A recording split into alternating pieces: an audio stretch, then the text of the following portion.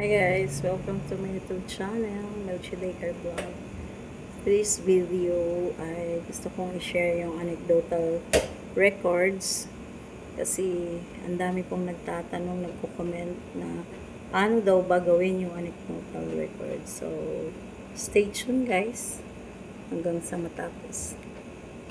Ito yung Area 5, number 12 anecdotal records. At ito yung aking ibibigay sa inyo ng mga samples, yung dati kong records. So, ito yung nakalagay dyan.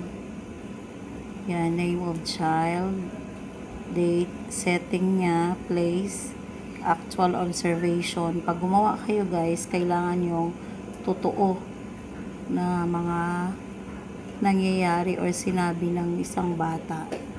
Yan. So, makita nyo yun guys. Kasi marami po yung mga estudyante natin na nagle-lesson tayo. Minsan, meron silang ibang topic.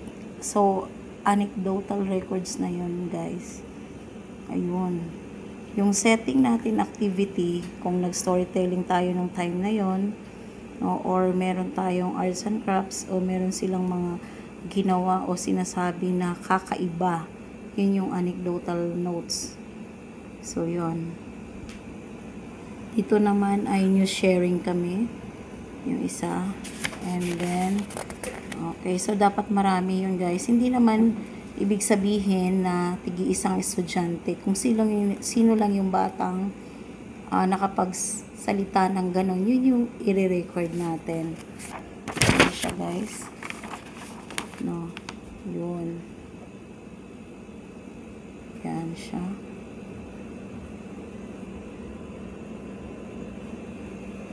Okay. Ito pa, meron yung mga examples. Yan po yun. Ng anecdotal records.